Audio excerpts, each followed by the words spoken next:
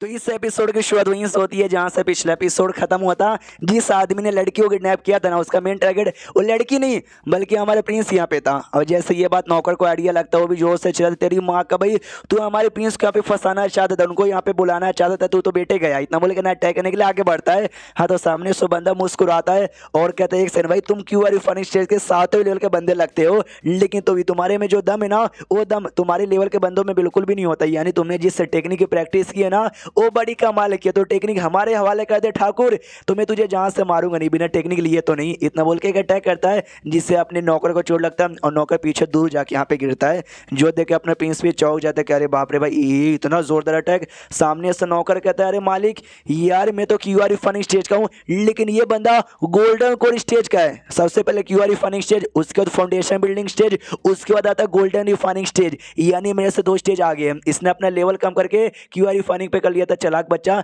Prince भागिए यहाँ से, मैं रोकने की पूरी कोशिश करता हूँ, जान बचाइए और भागिए यहाँ से। अपना प्रिंस नहीं भागता और कहता है ये गोल्डन को लेवल का, अगर भागने की भी कोशिश करो ना तो भी चाह के भी नहीं भागने देगा। तो सामने से बंदा कहता है, वो प्रिंस तुम तो सच्ची में दिमाग वाले बंदे हो, हमको लगा नहीं था तुम इतने दिमाग वाले होगे। वो जो मार्केट के एरिया यहाँ पे था ना, जैसे तुम मार्केट के एरिया से बाहर निकले थे, उस समय से तुम्हारी जो जिंदगी ना मेरे हवाले यहाँ पर हो गई थी। डर लग रहा है क्या कि कहीं तुमको मारना डालूं? डोंट वरी, मैं मारूंगा, लेकिन अभी नहीं, ये सही टाइम नहीं है। और रही बात, मैं तुमको इस एरिया में काय को लेकर आया, क्योंकि मैं तुम्हारे साथ बहुत सारे कांड करना चाहता हूँ। ये कांड ना बाकी लोग को आइडिया ना लगे, इसलिए मैं कोने में लेकर आया और इस एरिया में भी मैंने फॉर्मेशन लगा दिया। इस फॉर्मेशन के अंदर जो कुछ होगा ना, वो बाहर वाले को बिल्कुल भी आइडिया लगेगा नहीं, और जबरदस्ती जो अंदर घुसने की कोशिश करेगा ना, उसकी मौत यहाँ पर हो जाएगी। क्यों बेटे, किसी से हेल्प मांगना ठीक है क्या? मांग के देख ले, कोई हेल्प करने यहाँ पे नहीं आएगा। उसके जैसे बॉडी मूवमेंट हमारा मेकअप देखता है ना, इसको याद आता कि शिट यार, मुझे ऐसा क्यों लग रहा है कि मैंने इस बंदे को कहीं ना कहीं देखा है। वो बंदा सामने से कहता है कि भाई तू है ना, जब ऐसा मार्केट में था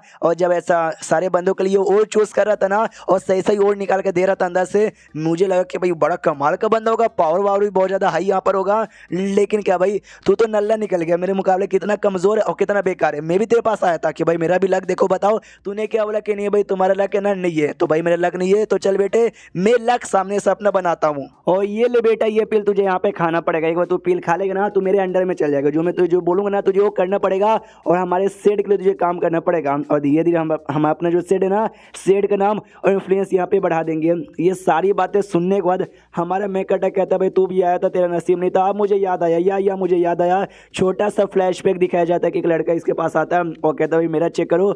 नहीं भाई तुम्हारा नसीब नहीं है, तुम्हारा तो बिल्कुल नसीब नहीं। तुम्हारे नसीब में तो एकदम घोड़े लगे पड़े, तुमसे बेकार नसीब किसी को नहीं होगा। जो सुनते इसको भी बड़ा गुस्सा आता है, क्योंकि उसका नसीब सच्ची में नहीं था।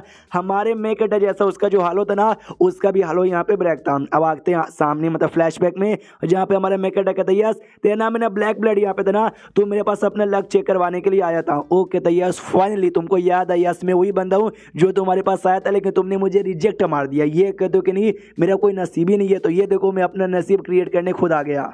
और अपने सेट का नाम भी बताता है, होली रिलीजियस। जो सुन हमारा मैं कटा हुए कन्फ्यूज कि भाई होली रिलीजियस, जहाँ तक कि मुझे याद है हमारा देश जिसका नाम है यांग डायनेस्टी या फिर यांग किंगडम में यहाँ पे कह लो, वो जो कि डोंग टिया नाम का जो दूसरा एरिया है उसके अंडर में आता है। और वो है ना क्या बोलते हैं भाई, शेन शेव नाम का दूसरा कुछ है ऐसा कमाल का भाई, होली लैंड उसके अंडर में आता है। और इसके अंडर में भाई तुम्हारा होली रिलीजियस नाम का तो कोई भी सेट नहीं आता। इतना बोल के बंदा मतलब इतना जैसा बोलता है ना, वो बंदा अटैक कर देता है। ये कहते हुए तूने भी अपने सेट का नाम बताया था भाई, क्या हवेली केव, इस नाम का भी तो कोई जगह यहाँ पे नहीं आता। यानी तू झूठ बोल सकता है तो मैं झूठ क्यों नहीं बोल सकता?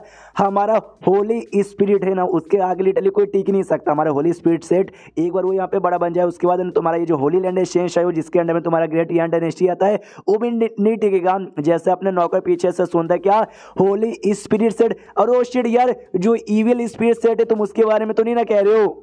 तो जो जैसे हमारा मेकट है ये लाइन सुनता है ना, इसको भी याद आता है कि एक सेकंड मुझे कुछ तो यहाँ पे याद आ रहा है। हल्का सा डिटेल में बताना चालू करते हैं कि हमारी दुनिया में ढेर सारे सेट यहाँ पर आते हैं।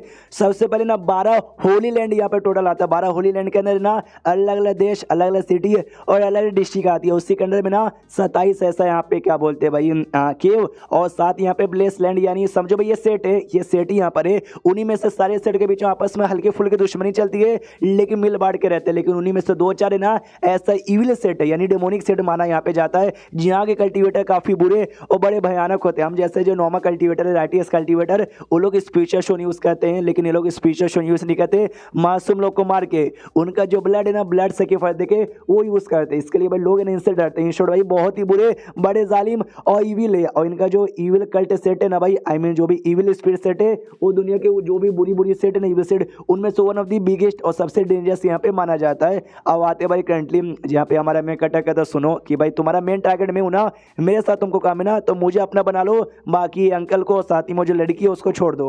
जो सुनते ना वो कहता है कि ना ना ना ना बिल्कुल ना, मेरी जो भी बातचीत है ना, मेरी दोनों मतलब मेरी बातचीत इन्होंने सुन लिया है, बाहर जाएंगे तो मेरे बारे में सबको बता देंगे, जो मैं बिल्कुल भी नहीं चाहता। मेरे पास एक पिल है जिस पेज से मैं तुझे अपना गुलाम बना लूंगा, और बाकी दोनों जो है ना उन दोनों को जहाँ से यहाँ पे मार के खत्म कर दूंगा।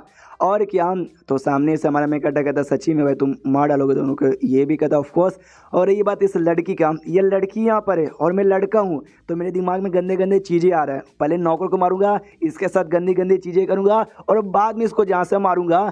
हमारा मैं कहता देखता कि भाई यार ये बंदा तो सच्ची में काफ़ी कमीना और बड़ा निर्दय बंदा है, लेकिन मुझे ऐसा क्यों लगता है कि ये काफ़ी बुद्धू यहाँ पर है। नहीं, मुझे सच्ची में बुद्धू यहाँ पे लग रहा है। सबसे पहली बात है ना, अगर इसको मेरे से काम था, मुझे अपना गुलाम बनाना चाहता था, हाँ तो कोई दूसरा भी तरीका यूज़ कर सकता था जिससे भाई अकेले मेरी बैंड बजा सकूँ। भाई मैं तो ऑफकोर्स कमज़ोर और नल्ला यहाँ पर हूँ, लेकिन ये बाकी बंदों को लेकर आया और सबके सामने इसने अच्छे से प्लान बता भी दिया, चाहे तो उनको पहले मार के भी मुझे बता यहाँ पे सकता था। यानी देखा जाए तो एक मौका है इसको अच्छे से बुद्धू बनाने का। कहता सच्ची में भाई तू इन दोनों को मार डालेगा, इन दोनों को नहीं छोड़ेगा। वो कहता फोर्स पे जो मैं बोलता हूँ वो मैं करता हूँ, मैंने बोल दिया मारूंगा मतलब मारूंगा। हमारा मेन कटा भी कहता है ये हुई ना बात, एक सच्चे मर्द को वो जो बोलता है ना उसको वही करना चाहिए, वो अपनी बातों से कभी पीछे नहीं हटना चाहिए।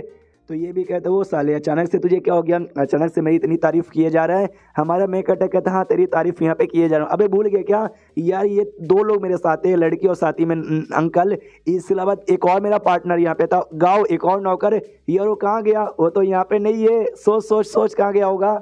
जो सुन ये कि आई डोंट नो कहाँ पे गया, लेकिन मैंने देख लिया था उसका भी पावर कम है, अगर वो आ भी जाएगा तो भी मेरा कुछ बिगाड़ नहीं पाएगा। ये कहता वो कुछ नहीं बिगाड़ पाएगा, लेकिन वो किसी और को तो ला सकता है ना। तो अपने साथ ना ढेर सारे वो कल्टीवेटर्स को बुला लिया था, और सारे कल्टीवेटर आसमान में आ चुके थे। और सब समझो पुलिस वाले यहाँ पे थे, जो कि ऐसा क्रिमिनल बुरे लोग हैं ना उनको पकड़ने का काम यहाँ पे करते हैं।